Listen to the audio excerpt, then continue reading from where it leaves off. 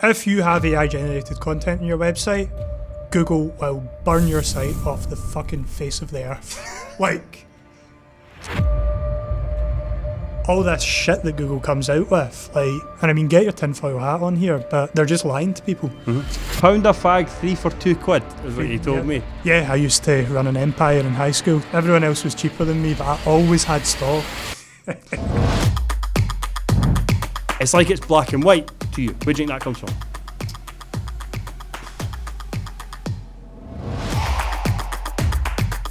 See, actually getting someone in the UK to sit there, like, 8 hours a day, hour lunch break, 7 hours a day, copying and fucking pasting things, which needs to be done in this business, you cannot get it. Welcome to the Business Playbook with Grieve of A1 SEO. I'm so excited to have Graham on the podcast for a number of reasons. One, he's a sponsor of the podcast, so he supports the podcast and allows us to deliver a bit of value to you. Two, he's got a fantastic business. He's so knowledgeable about what he does. We work with A1 SEO on a number of clients. The business that he's built, the team he's built, the systems he's built, it's an amazing business. It's so efficient, so profitable. He manages it really hands-off because he's built systems and put them in place. You need to listen to this podcast. You need to really listen to what this guy says. He's so switched on. He knows what he's doing.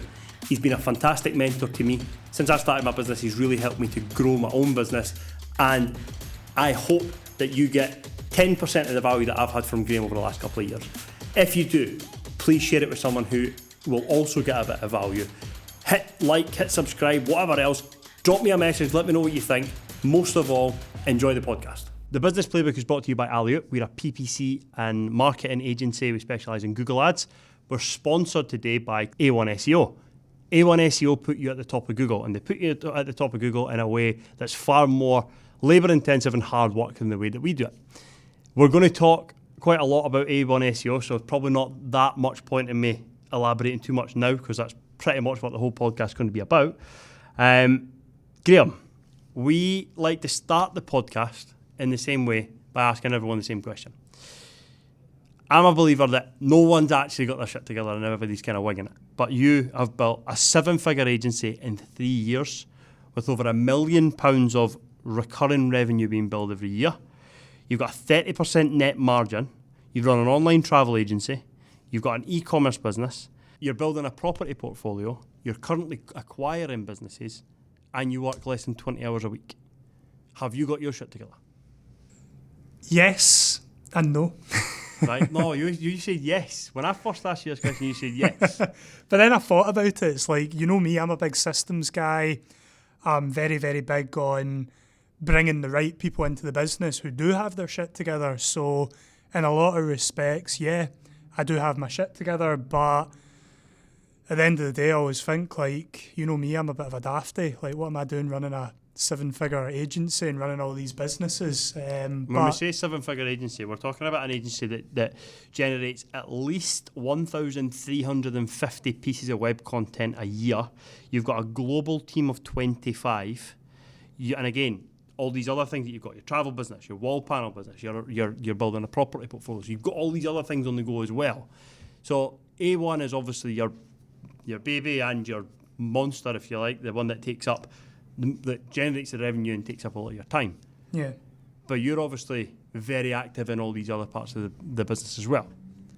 To a certain degree, I think I'm very effective at leveraging other people's time Talk to me about that. Like, going through the businesses. So the property portfolio, like, my wife, Heather, she manages the whole thing. When you talked about leveraging other people, leveraging my wife. That was the way I thought you were going. But like, she, no, I know what you're saying. So she manages she's the managing property. That. Mm-hmm. She finds them. My job in that relationship is, like, in the business relationship. My job in that agreement with the property business is, all I do is generate the cash that allows that business to go and buy the properties. Mm-hmm. The wall panel business, I've got a joint venture partner in that. He manages day-to-day operations for that. I bankroll it. Obviously, I've got the marketing expertise to do that a lot more effectively than anybody else in that marketplace. Travel agency, I mean, it was built completely hands-off. It was built as a affiliate website. It's just content that generates bookings. There's no work that goes into that on a month-to-month basis. Yep. And then recently... Does your team manage that as a client? Not every single month, like Right. maybe 2-3 months a year we'll go in and treat that like a client, refresh some of the content, Okay. and do some of the other SEO activities, but it just sits there every single month and generates revenue. Not a lot of revenue, but Are you happy sharing what not a lot of revenue is? £4,000 to £5,000 the summer months, so May, I know that's not technically summer, but May, No. June, July, August, and This is then the travel business. this is the travel business. Then it goes up and down. Autumn and spring it'll maybe do £1,000 to £2,000. Right.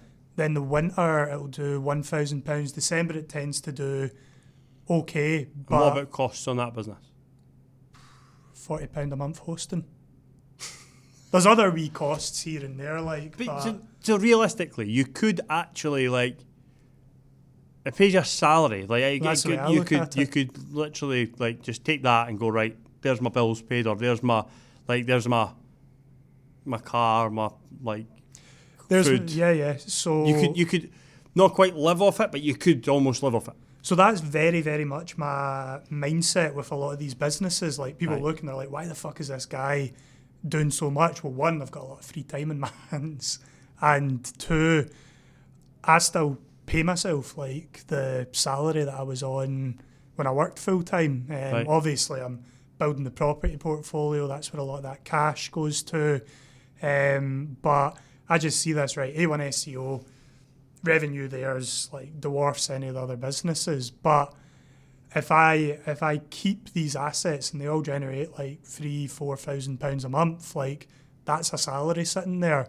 With the properties, I'm looking to get up to 20 properties, and then that's me. But we'll see where I am with the properties when we get there.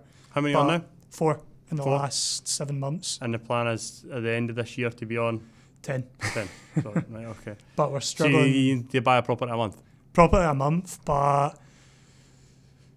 I was trying to get into this like summer last year and we just couldn't get anything during the summer. We're facing the same thing again Right. this year, and we got we got the 1st in July, and then we got the 2nd in December, and then we got the 3rd and the 4th like May and April. So I'm kind of thinking like And you can pick them up in the winter months. I think you can pick them up in the spring, winter, autumn. I just think for some reason summer's just a bad time to be getting deals on property. Right. I'm not a property guy, so No. I don't know how that market really works. But yeah, wife's pregnant, so I don't know if we'll be able to Congratulations. get... Yeah, Brilliant cheers. Don't know if we'll be able to get to that 10 by the end of the It's year. funny because when I jumped on a call with you last night at like 9 o'clock and we were chatting away, and I was like, what are you up to? And you're like, oh, you were gaming. And I was like, that's all going out the window shortly, mate. That is all going out the window.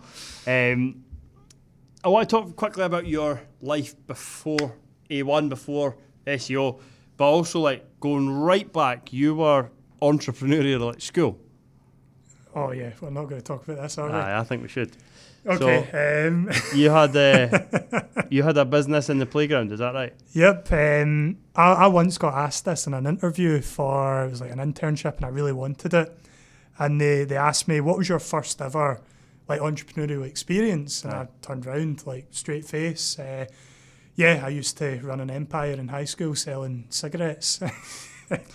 Pound a fag, 3 for £2 is what you told me. Everyone else was cheaper than me, but I always had stock. My dad used to jump in for me, so. Brilliant. You've done a load of other jobs. So we're talking about like KP and washing dishes. Yeah, first job, started that in high school. Wee hotel, south side of Glasgow, washing dishes. Absolutely loved it. All my mates went off to university, and I was making like £250 a week, which back then was decent money. And they were all always skint, and I always had a wee bit of cash. Did that, worked towards becoming a chef, got there. In the end, absolutely hated it. I could believe that when you Really told me tough, that. really tough gig. Do you still cook? No, I hate it. Do you? I hate it. So you were a chef? You worked commission-only sales? Yeah, I did that after cooking. Speak to a lot of guys in Where were you a chef for, like, what kind Orchard Park Hotel. Right, So just a hotel. Right. Gordon Brown was born there, just wee interesting fact. He was born there? Used to be a maternity hospital. Oh, really? Right. Right, okay, that's interesting. So you were the chef there, then you went into commission-only sales? Chef for 3 months. Were you only 3 months? Did not Aye. last Did you hate long. it? What did you hate about it? Someone told me it's the most intense and like high pressure job you can get. 100%. Aye. Like running 5 different businesses, all the staff, everything. Like that's a walk in the park to cooking in a roasting hot kitchen 80 hours a week, like genuinely. But there, like I'd gone in there relatively young after school or during school, and my goal was like, right, go become a chef. Worked my arse off to get there, and then I got there and I was like, this is fucking shite. So like all my work over the last sort of 2 years, which when you're that age, it's a long time, just out the window. Left there, got attracted to like these commission-only sales job, go make money, etc. Did that. If any of the listeners ever got stopped by anyone in St Enoch Centre or outside St Enoch Centre, tried to punt haircuts, that was most likely me. Did that for about half a year, made inconsistent money, like 1 week it'd be really good, 1 week it would be dire. Then I'm giving you my life story here, sorry. No, this is exactly what we need. It's we're talking the business playbook, so we want to hear your whole like kind of business journey up until the start of A1, if you like. Going to be here a while. Then from there, it kind of got me interested in business. Yep. Like I'd always been, sounds so cliche, but I'd always been naturally sort of entrepreneurial. Had a job, like had a paper round when I was like 12, worked in the chippy when I was like 14, always wanted to make money and whatnot. But that sort of sales job got me quite interested in business because it was commission only. Like you could go out and make as much money as you wanted. It was capped, but you didn't have a salary. Your performance like determined how much cash you were going to make. It got me interested in business, and I was going to go to uni and study, or college. My grades weren't good enough to get me into uni, but I was going to go to college and study business. But I was looking at it, there was a figure, and it was like there's X amount of people that are going to graduate with a business degree in Scotland this year.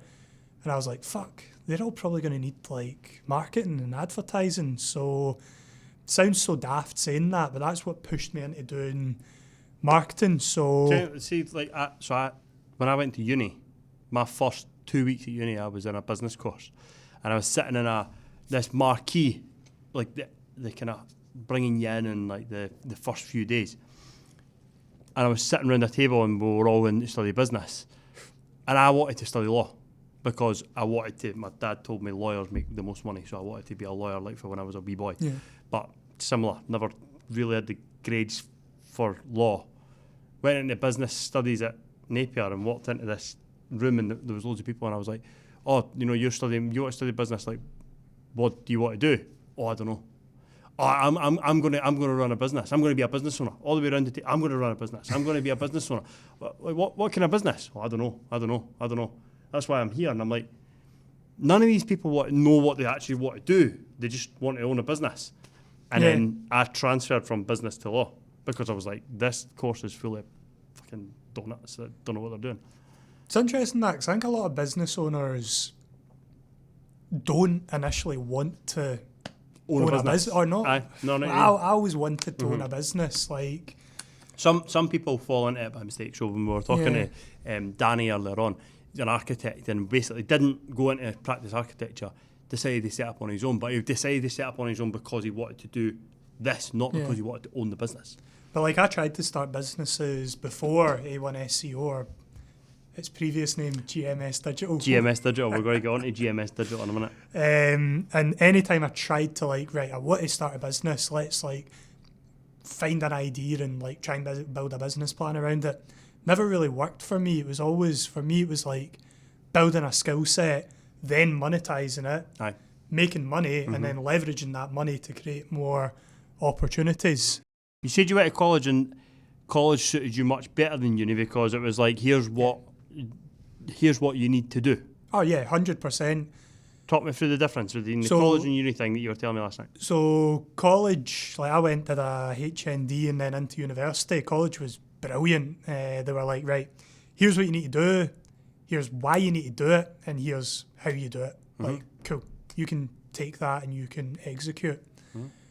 I then went up into university and it was all like, so-and-so says this is what you should do. However, it's a theory. It's like this theory versus that theory comparing. Okay. And it's like, who cares? There's a right way and a wrong way. Or to you, there is. To me, there this is. is where that's what I was going to say. Yeah. To you, it's like, because I remember saying to you, I've got a bit of a problem in my business. So you and I are mates and we've caught up loads, and like you've helped me so much. And like when I go right, this is my problem, and you're just like, cancel that, systemize that, take this, and it's like it's black and white to you. Yeah. So like, where do you think that comes from? I don't know. Honestly, I don't know. It's the most I've ever seen you think about anything. Because normally it's that or that. I just like everything going to plan, and I hate. You all get this as business owners, that like you've just onboarded 2 new clients, one of your staff members leaving, you've got stuff that's past its due date. Like when I was starting A1 SEO, had a few moments like that, and it just did not suit my sort of mental makeup. So I've tried so hard to avoid ever being in those situations again. Having the right staff, like having the right processes. Like my pals will take the piss out of me. Like I've got an SOP for everything. We go away on holiday, I've got like a packing list and stuff like that. Oh, really? It's ridiculous. I take it too far, but at the end of the day, like it's given me a business. I was away for 10 days there. I've got a management team in place. I opened my laptop for 2 hours to pay my management team their revenue share bonuses, and that was the only work I did 10 days. Have you got a few emails? Have you got access to like dashboards so you can then see performance and see like if there's bottlenecks, or do you trust your not that you wouldn't trust your management team, but like if you did have that, but have you got overall sight of things? My management have overall sight over everything, so you don't, and I trust them completely. It's interesting because a lot of people who still trust their management team still need to be able to log in the morning and see that things are happening. I have the ability to do that, but I'm paying people to do that for me. I catch up with my management team weekly, individually, and my role in my business is pretty much just supporting those people, issues that they've ran into that week that they've not encountered before. I'm literally just like a counsellor for my management team. That is my role. I also still do, or I'm doing the sales again in the business. That's a fairly recent thing. But I can remember you going from having a sales guy that was really good. Yeah, Stefan. Brilliant. And then when Stefan left, you were like, right, I'm back on the tools. And then it was much harder to get a hold of, like, to get a lunch in with you or whatever, because obviously you were back on the tools and selling, and that was taking up some of your time. But I went right up to Stefan left. I jumped back on the sales tools. And then I brought 3 people in, 3 full-time people in, and they just couldn't close the same way Stefan did. And loads and loads of changes in the business. We went from really high volume of leads, really, really low quality of leads, to a lower volume of leads, but majority of those are high quality. But I don't know if they're just more quality because I'm closing them at a higher rate. But that's an interesting it doesn't really justify a salesperson at the moment. Yeah. So we've kind of jumped right into A1. Yeah. Right. So let's go back to GMS. So GMS, what did GMS stand for? Oh God, Grieve Marketing Systems. So GMS Digital, Grieve Marketing Systems Digital. That was a fucking riot. So tell me about it. What was a riot about? So that was 2014. 2014. Typical at college, try to get an internship to get experience. Nobody would give you an internship because you didn't have experience. So me and a group of pals just banded together and we're like, right, we're armed with our fucking HNCs at that point.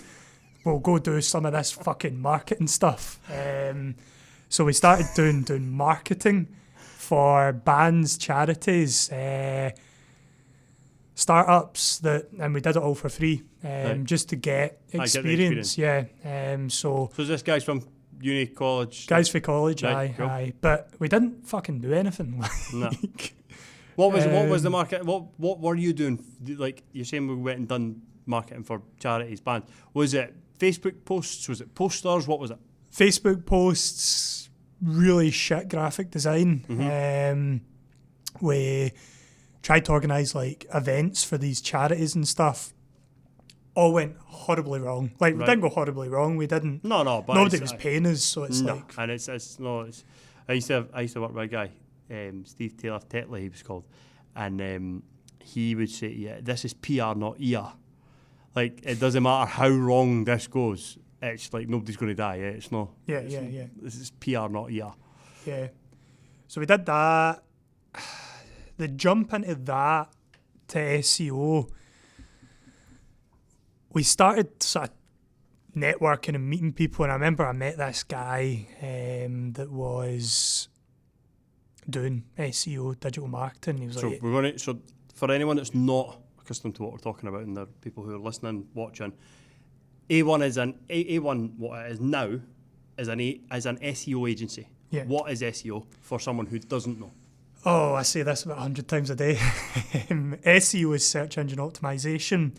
It's getting people to the top of Google. Now, you take a search term like office shoes, that could have 10,000 monthly searches. Office shoes. Office shoes. I don't know why that's always the example I use. I've used that for like a decade now. Office shoes. Office shoes. For that term, if you get a business into position 1 of Google, that could result in thousands of people landing on that website and hundreds, if not thousands, of additional transactions from one keyword. So what we do at A1 SEO, we put businesses at the top of Google. It's a lot more complex answer I could give to that. So I think it probably would be good to delve a wee bit deeper into what, not just what SEO is, but how you do it, because I have worked with a couple of SEO agencies. Some are very, very good, but I don't think any are as good as you. And the work that we are doing, or genuinely we're doing work with Prime Property Auctions, for example, is a mutual client of ours. We do their PPC, as in like Google paid ads. You do their organic SEO, search engine optimization. So basically just pushing it up Google, as you say. The way that you guys do it, the reporting that they get, the content that they get, the visibility of this is what we've done this month for you. This is the dial that we've moved here. Can we talk about that and the way that you do it before we launch into how you've built that? Okay. So SEO, a lot of people have made a lot of money by framing it as this dark art that you're not allowed to understand. And at the end of the day, it's just pulling the fucking wool over people's eyes. Yep. SEO is ridiculously simple. We break it down into 3 main areas. Content. Yep. You have to have the best possible piece of content for that keyword. So when someone searches office shoes, your page better not be about fucking high heels or something. It has to be about what the user's searching for.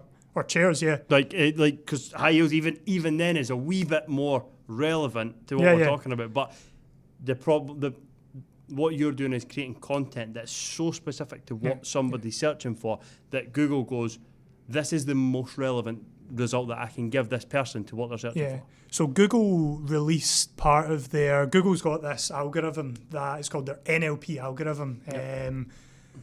That assesses how human text is actually written, right? Sounds a wee bit techie, I know, but it literally means that if this word appears in the page, Google is also expecting this word to be on it and this word to be on it for that whole page to be about this main topic. Yep. That's called semantic SEO. But that's to stop people just firing words on their site to rank, is that right? Yeah, well, me as an SEO, I could write an article like titled like "Are Mars bars good for you?" and I could optimize it. I could build links, which we'll come on to in a minute. I could have best technical site possible, and it's the best optimized article there. But my article says Mars bars are like really good for you. Eat 10 a day and don't exercise. Like that's the key to a healthy, happy life. It's incorrect information. A lot of this stuff, that part of Google's algorithm, it was always there, but it got turned up quite a lot during all the US presidential elections. There was a lot of people manipulating search results, like SEOs manipulating search results, and they got absolutely chinned for that.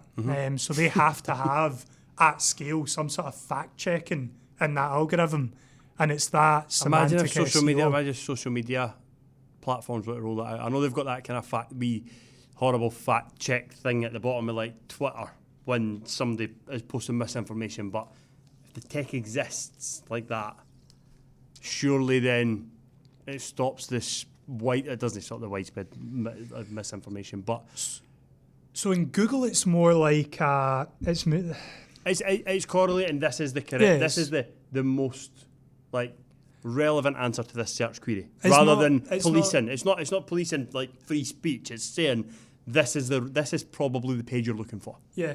Well, it's more if 100 results are all saying Mars bars are bad for you. Yeah. And this one comes along and says Mars bars are good for you. Yeah. Do we trust that enough, that information enough? Yep. Because based on everything we know about Mars bars, they're bad for you. Mm-hmm. Now, that's an extreme example, but at a very granular level for like chairs, if you want to rank for chairs, you're going to have to include fabric, leather, all these things on that page because everyone else is talking about that. Right. If you... It's quite funny how we started going, SEO is really, really simple, and then went really granular as really difficult. But how you do SEO is really simple. That's because it. So let's pull that back up to the kind of top level, if you like. We just invest in software that taps directly into Google's NLP algorithm, and it tells us, like, this is what you need I'll to show be you one of talking these. about. But it's literally my guys just get a wee traffic light system, and it's like, mention this word 5 times, mention that one 7 times, mention this 2. They just go away, right along, Write the happy. content. It's optimised. Do you use AI for the writing the content? No, absolutely not. Okay. Talk to me about that, because this has got. I want. If you're watching this and you're not a like digital marketer or an SEO, we're going to go right into the kind of the business side. But I know that the people who are really interested in digital marketing and SEO will want to hear your take on this debate. Okay. ChatGPT So in SEO. if you have AI generated content on your website, Google will burn your site off the fucking face of the earth. Like, Google... Use that. Google came out and publicly said AI content's fine. We ran 2 tests. One was an existing site that I bought very, very cheap, had good traffic. We started shitting out AI generated articles. Site absolutely tanked. One was a brand new site. Again, we started pumping out AI content, never took off. And then the other one was a client, and he started writing all his product descriptions using AI-generated content. And his traffic and sales started tanking. And we were sitting auditing, like, the fucking pixels down here, or auditing all the internal links, like all these weird... You're going right at the back end. We're going... It's about you've got the bonnet up and you're right in, but actually the guys... And there's fucking AI content over there. Any example, not necessarily true. There's ways that you can get AI content to rank and rank well. I don't think that's going to be long term. I think there's basically ways to trick Google to think AI content isn't AI content. But it terrifies me that your average business owner is just fucking loading up ChatGPT and putting content out there, because Google hates it. Right. Time and time again, Google will come out and say, we're fine with this, or this is the way to do that. And the opposite, or the truth, lies in the complete opposite direction. Like there was Google's algorithm got apparently leaked maybe 3-4 months ago, we've been saying shit that we know because we test everything on hundreds of different websites that we own. We know things like link building is really probably 85% of what actually goes into ranking a website. So we're going to talk about that, and we're going to come on to your new business in the link building space as well. Yeah. But we have all these tests and all this shit that Google comes out with, like, they're just lying to people.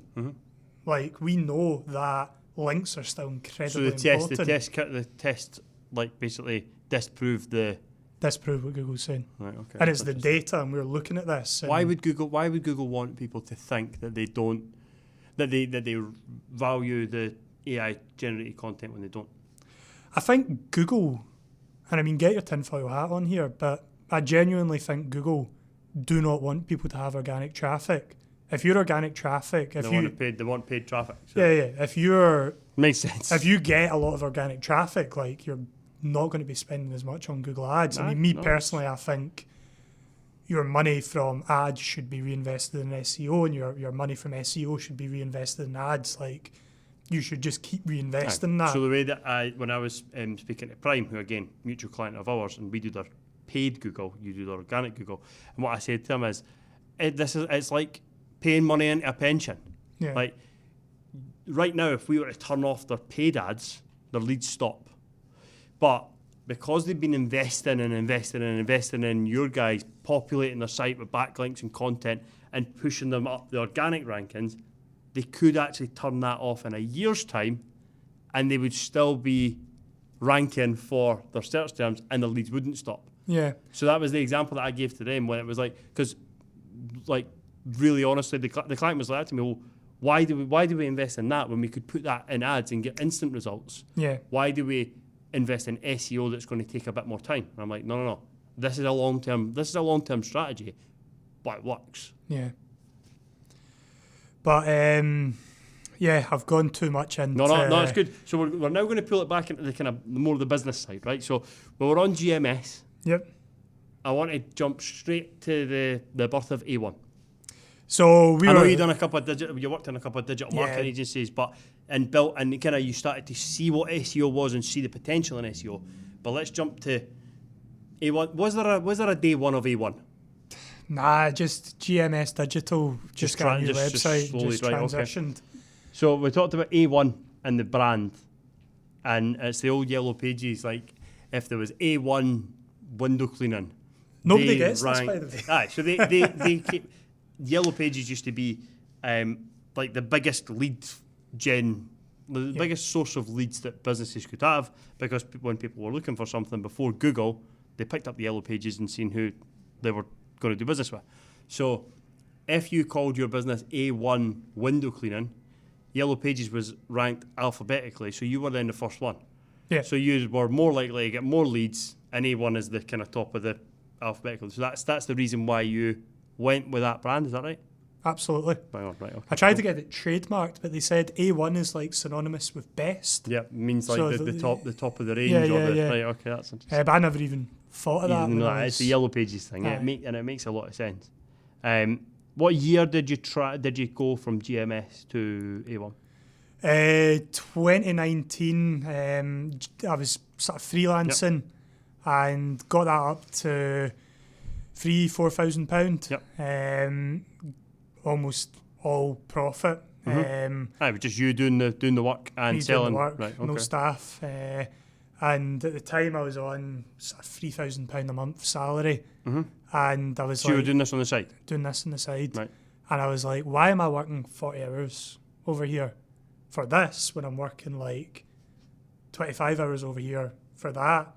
So I ended up going down to 3 days a week in that role. And then COVID hit. Wee bit of uncertainty, but like a lot of digital businesses, COVID was massive. Like we had clients where I can't believe that you've only just been doing this since COVID. Similar to John, when we were talking to John on the last podcast, John Hamilton, whose podcast probably live now on YouTube.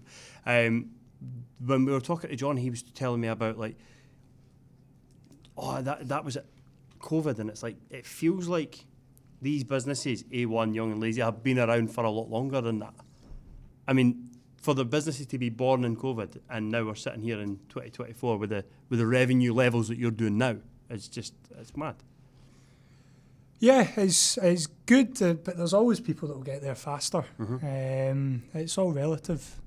But yeah, it's I left my full-time job in November 2019, and that's when November 2019, so 4 months before COVID. No, wait a minute. I was going to say, that would have been like... I'm a year ahead. I'm talking absolute shite. Right, you're a year ahead. So was it post-COVID? 2020. Right, I dropped November down to part-time right before COVID hit, so like February, March 2020. Right. And then built it up, had like 2 extra days a week. I know that's what you're not talking shit. That's exactly what you said. So you said 2019 you were doing about $4,500 a month. No, I was doing $4,500, $3,000 to $4,000 a month in 2020. 2020. Right. Okay. Sorry. Right. Okay. So that's into that kind of post-COVID time. You went down to part-time. Down to part-time. Then COVID hit. Then Did you get furloughed? No, I didn't get furloughed. No. Right. Okay. A lot of people in that business did, but SEO brought that company in like millions.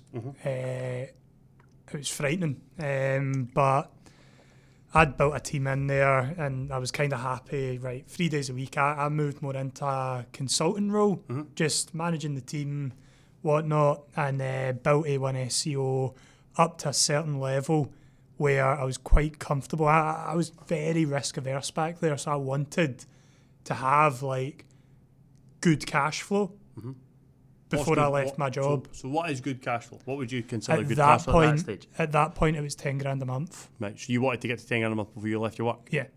That's interesting. So I was dying to leave my work and realised that if I could sign 3-4 clients, I could potentially be making what I was making at work. And it was like, right, that's what I need to do. So I was kind of trying to work to match what I was making at work to take that jump. So I suppose it's just difference in, so when you're saying risk averse, are you still as risk averse now?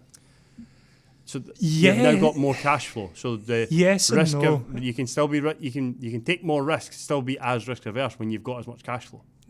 Yeah, I think I've still got the same risks. I think are all relative. Like back then, would I sort of invest 30 grand in a property that maybe might end up costing me double that in repairs? Like no, but now it's relative because you've got the cash flows there. So the cash flows there. Like it's almost like. But do you still think of? So when I'm saying risk averse, I don't mean do you still take as little risk, because obviously you don't, because you're at a new stage of your business career. But do you still think about it as much? Worry about it? Like overthink? Oh yeah, I'm a big worry. Are you? Really? Right? Okay, that's interesting. So even although the fact that, like, in the grand scheme of things, it's not a huge amount of money, or in the grand scheme of things, it's not a huge amount of time. You're not going to lose your house if that thing goes wrong. Yeah. So, but you're still quite risk averse. There's a reason I'm asking you about this, right? Because Ricky Nicol. So we had Ricky Nicol on the podcast. Definitely the most underrated podcast that we've done, right? And it's one of my favourites. It's when people say to me, I've been listening to your podcast, and I say, have you listened to Ricky Nicol yet? And they go, no. And so if you're listening to this and you've not listened to Ricky Nicol's podcast, please go back and listen to it. One of the things that Ricky talks about is he was so risk averse. And obviously he's the founder of Comms World, and he employed a lot of people. He didn't want to let people down. He didn't want the business to go bust, all these things. And then he got terminally ill. So he was told he had 6 months to live, and went through treatment, beat cancer, and now is what he said when he went back to work, the risk averseness in him was gone. He was just like, there is no point. He's like, we are going to the moon, or we're like going to fold. He's like, that was a complete shift for him to go from would not take a risk to did not even think about it. Yeah. And it's perspective, I suppose. That's what that journey gave him, is perspective on the fact that, like, what's the worst that can happen? He's already kind of had the worst that can happen and beat it. So like, and he was really, really ill, and he went from like completely wouldn't want to take a risk at all to like, fuck it, let's go. So I get less risk averse the more all these other, like the properties it builds up, it's sort of really secure income. The travel agency brings cash in, month out. My base is pretty much covered, so A1 SEO, like it just grows month after month. There's not much, there's not like big risks that I can physically take there, but like recently I put decent sum of money down to acquire 50% of another business, and I wouldn't have done that 2-3 years ago, but now that was a risk, but in the moment I was like, fuck it, like the numbers look good, what's the worst that can happen? You lose a bit of cash, you'll learn a wee bit, fuck it, do it. So this is your new business, which is Links for You? Yeah. You want to talk about that business and how that came about? And yeah, so big mentor of mine, Craig Campbell. Yep. He's the guy that sort of grabbed me and was like, get some fucking systems. Originally when I was starting out A1 that's SEO. exactly what you've done to me. Literally those words. You were like, your problem here is not that problem. Your problem is the lack of systems that protect you against that problem. So without going into the detail, it's like if you had a person leave who is of value to the business and it would be detrimental to the business, you need a system in place so that mitigates that risk. And that's exactly what you said to me. Get some fucking systems. So I'm still yet to do it. So Craig's helped me out a lot with my business. He's probably the biggest name in SEO. He's got loads of different businesses. How many followers you got YouTube? 1 million followers talking about SEO. Yeah. That's right, okay. He has loads of different businesses. One of them was this sort of link building company that he'd had for a few years, hadn't really grown it much. I obviously do link building in A1 SEO. Yep. And we were sitting talking, and ended up working. I won't say how much or whatever, but ended up... you invested a decent amount to acquire 50% of that business. It's a decent amount, but I won't run around like, acquired. Like it was more to make sure I had skin in the game. Like the actual multiple was like, you'd be talking decimals. Really, right, okay. In terms of the profit of that business as a multiple, but it was pretty much a shit test just so I had money in the fucking game, so I wasn't just coming in saying, I'll come in and I'll grow this, and then didn't do anything. So what's the plan for that business?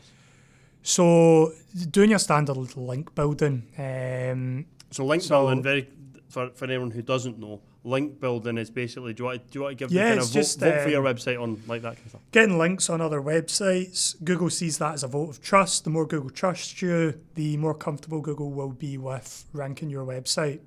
So a link from a trusted source like the BBC, for example, having a BBC article link into my website, Alley-oop, gives me more credibility for Google, and therefore drives me further up the rankings. Absolutely. So the more of these, we call them backlinks, the more of these backlinks from credible sources that your website's got, the more votes for your website, and Google looks at those votes as credibility. Absolutely. Pushes you up the rankings. So your business now in link building, I'm just trying to give this to the kind of like people who are not in this industry. Your business now basically gives people links at scale.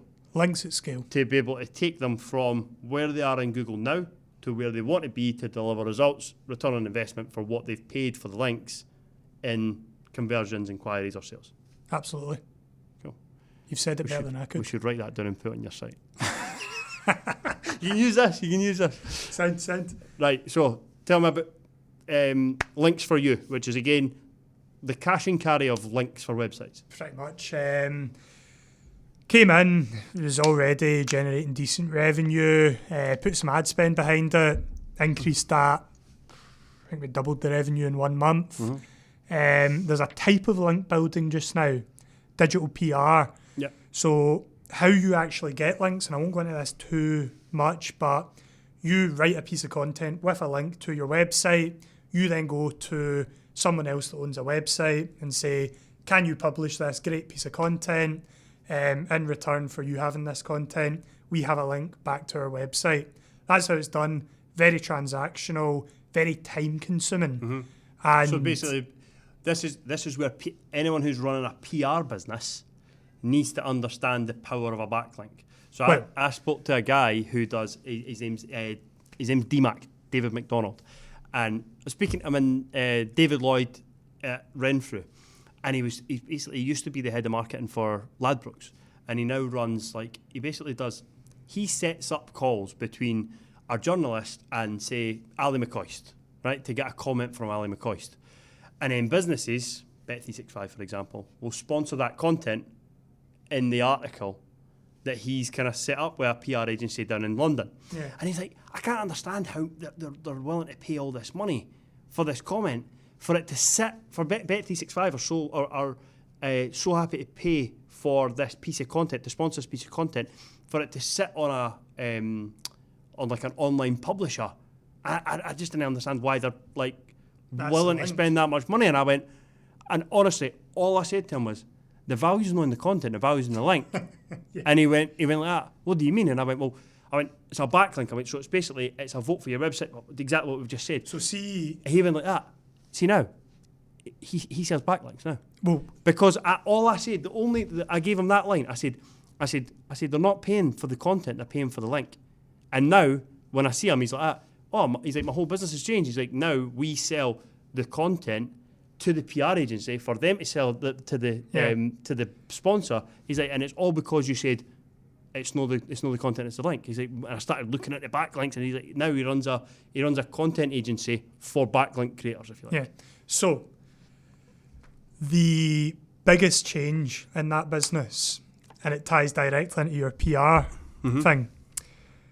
That's what I was saying, is that any PR agencies or people who work in PR that are watching this, that's where you want to be diversifying your business into, is to understand the value and the power of a backlink. But we've tried so many times to partner with PR agencies to get them to just include a fucking link in your press release. Like, you could be doing a campaign for like we sell them at Links for You, £3,500, which is really below what the market's charging. But you could sell your PR campaign for like £3,000-4,000 if you're getting links in that as well. Like, the value of that for the client is exponential. The biggest thing I did in Links for You, A1 SEO was doing digital PR. So instead of creating the content and going to the webmasters, please give us a link.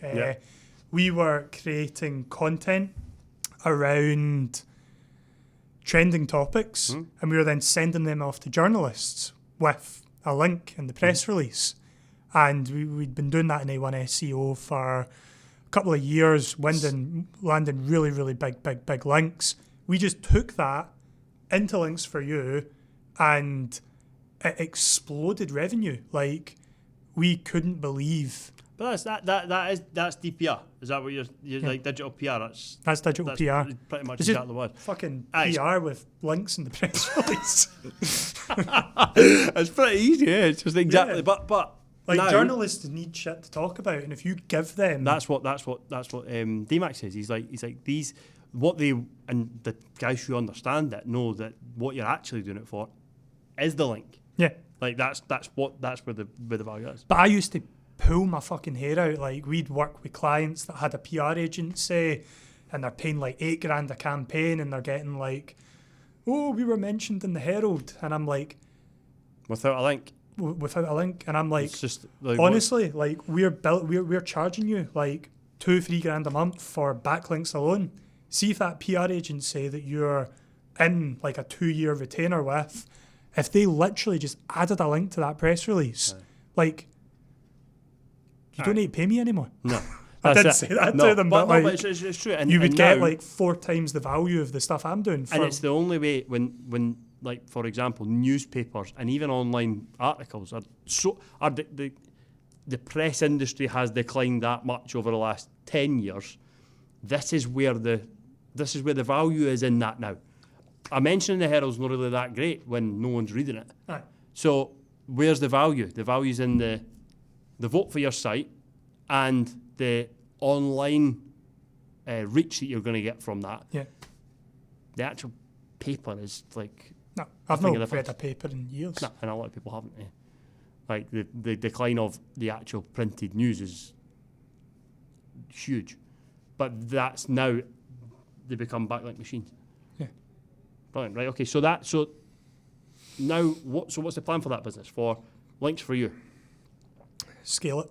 Scale it. Because it only, like A1 SEO it does that's a client service business. Yeah, it does like content, it does links, it does technical, a few other things. Links for You just does links. Mm-hmm.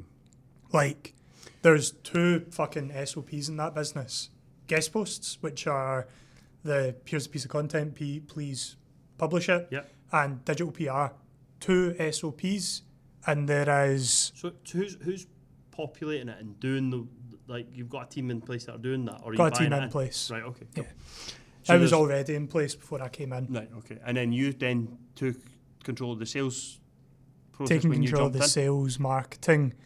With your and team or with you? With me. Right, okay. So you're back on the tools selling for Links for You now as well? Yeah. Right, right.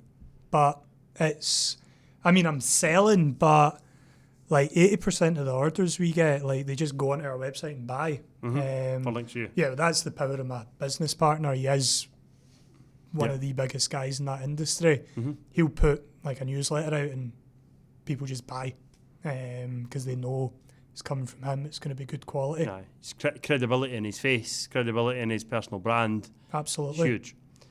You have built a global team. So you've got Yes. people all over the world. Yes. Do you want to tell us a bit about how you manage that? Because a lot of people, that's a daunting process to be employing people in South Africa, to be employing people who you've never met. Like, talk to us a bit about that process and what you like about it, what works for you, the systems you've got in place. So you got to remember I started... Is Aisling over this week, by the way? Yeah, she's over this week. She's over this week. So, yeah. like, say, you messaged me saying that this is the first time in 3 years that you'll have met the person who's pretty much running your business. Yeah. Brilliant, right, okay. So, talk to us about that, because that's alien to a lot of people. Yeah. I started this, or like I was kind of doing the freelancing, but I really started A1 SEO during... I define that as when I left my full-time job, full-time A1 SEO. I started that like at the height of COVID. Mm-hmm. I could hire someone in the UK, but I wouldn't see them either. Aye, fair enough. And I mean, I did hire people in the UK. You got a big office, don't it? Is it? We got the big fucking office down in Mess. Let's not talk about that. So when I met Graham, he had this massive office, and he was like, aye, you can come to my office if you want. And I was like, all right. He's like, yeah, I've got this big massive office. I was like, how many people are there? He's like, just me. But yeah, that was the plan, was to scale up the business here. Yeah, but anytime I've hired people in the UK, I've just always had problems. Aye. And I don't know if it's the industry I'm in, or I don't know if it's just me as a manager and my style, but I've always just got like... It's interesting that you go there, so you don't go, other arseholes. It's a case of, maybe it is me. You've taken a bit of the responsibility there, that it could actually be your management style, the way you do it. Well, the way my business is run is I build excellent systems and I put hardworking people in those systems. Yeah. But the reality of SEO is, like, to rank a website, you need someone sitting there writing content 8 hours a day. I mean, you need 10 people doing that. You need someone copying and pasting things from Excel sheets into like 15,000 different pages. Like, the actual legwork of SEO, I think it's why a lot of SEO companies get it wrong. It's laborious. It's very, very laborious. It's simple, but it's time intensive. Yeah. And that's why when at the very start of this podcast I said that A1 SEO put you at the top of Google in a far more like labour intensive way than the likes of PPC, paid ads. Because PPC, you're saying to Google, here's 500 quid, stick me, like, give me X number of links, X number of clicks at the top of Google. Yeah. You're saying you like there's work going in the background there. There's a lot more to it, if you like. Yeah. So not that we don't do anything, but it's a completely different like discipline. Yeah, but the thing I found is See actually getting someone in the UK to sit there like 8 hours a day, hour lunch break, 7 hours a day, copying and fucking pasting things, which needs to be done in this business. You cannot get it. No. Like, is that something? So say that process. I'm not saying AI generated content, but is that process going to be replaced by AI at some point? Potentially. I think AI will eventually get better to the point where it's all the issues Google have with it. They're eventually erased. Like it's just as good, if not better, than human written content. But just now, I'm just too paranoid. Every single example of AI on sites I've seen getting absolutely burned. But it's interesting. It's probably one for everyone that's managing their own sites or managing their own content to know, because it does feel like it. Oh, that's an easy box tick now. That frees up 5 hours a week of my time. Yeah. But the results then don't speak for themselves, if you like. Yeah. But any time hired in the UK, I couldn't get people to actually do the job, to sit there and do it. Now you've got a global team all over that. Global team, yeah. First guy that I hired in the UK, a week into the job, he sat me down. He was like, "Right, Graham, I want you to give me some equity in this company." And I was like, "What?" And the thing is, right, see if he'd waited like 6 or 9 months or something. Proved his value or something like that. Back then, I'd have, I mean, you know how I run my team. Like, all my team are on like big revenue share deals. Like, they're making good money. But yeah. And it was at that point I was like, I can't deal with people in the UK. Like, I just...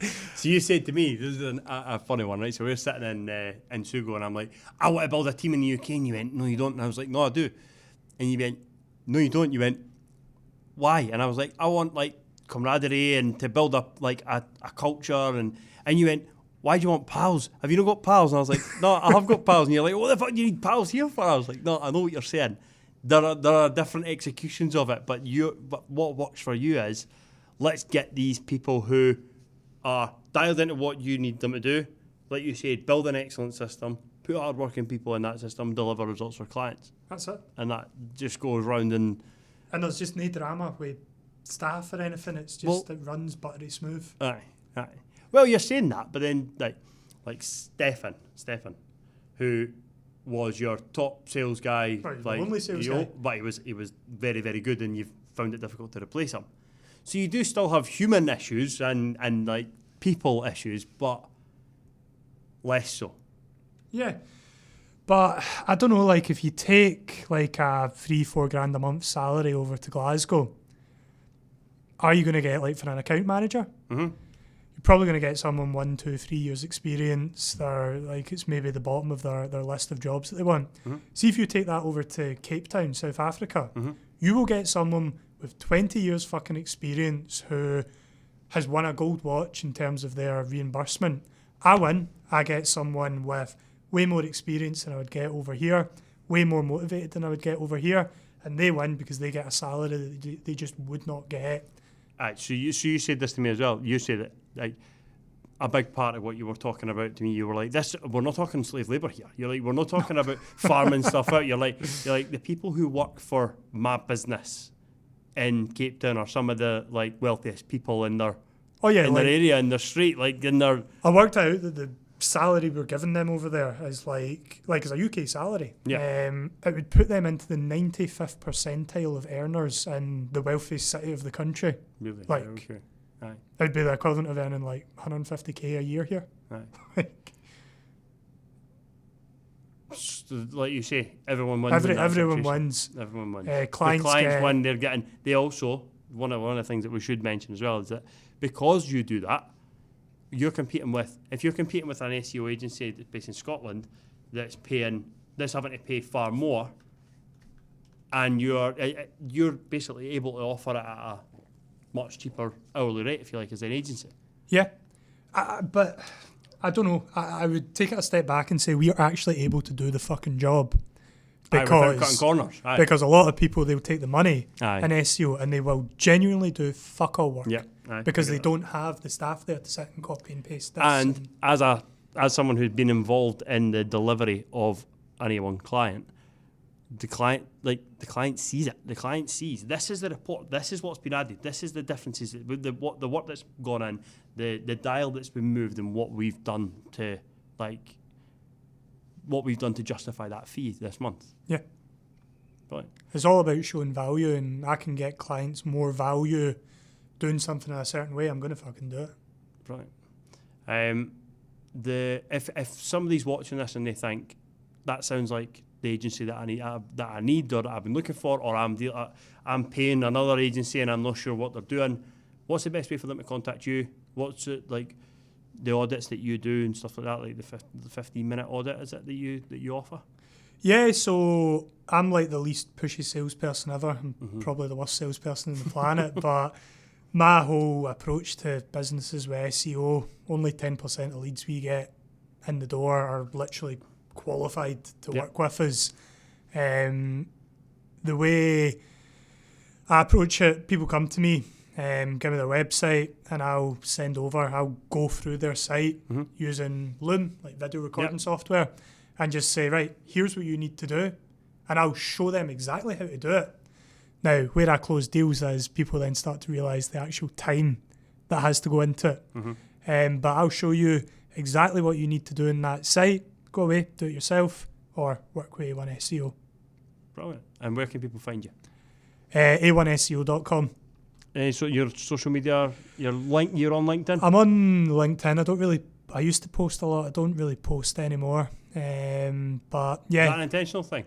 I used to do the personal branding thing, and it used to get me decent leads, but then I just started firing money into Facebook ads, and we get more leads than we can physically handle, as you know. Yeah, I've seen your funnels. So it's why try and build this personal brand. You don't want the personal brand on the back yet. You don't want the what Craig's got, where people look at you and know the credibility. Your face means SEO, means results, or because there's a lot of other reasons why people would build a personal brand and post content on LinkedIn and all the rest. It's not always just like so I do leads. Post content on LinkedIn. Like I share a lot I of my thought leader stuff I share a lot of my research stuff that I do on like test sites and that, but my audience on LinkedIn is like other SEOs. In terms of the personal brand, like I probably should do it, but at the end of the day, I think there's easier ways to get leads if you're a SEO agency. Right, exactly. And that's another thing, is that if you Google SEO agency Glasgow, A1 SEO are number one. They properly walk the walk and they deliver results to our clients. So if SEO is something that you need, reach out to Graham and get yourself an audit booked. Obviously, you've sponsored the podcast. So on behalf of myself and anyone that's listened to or consumed any of the content since your sponsorship, thank you very much, because it's allowed us to really take it to the next level, allowed us to carry this on, and allowed us to just deliver hopefully more value to people who are subscribing. Speaking of, which I've not done in the last couple of podcasts, if you've enjoyed this content, if you've enjoyed this podcast with Graham, if you've enjoyed any of our other content, please do like the video, subscribe to the channel, and please, if you've got a bit of value from this, share it with someone who you think will also get a bit of value from it. Thank you very much for tuning in. Graham, thank you so much. A legend. Cheers.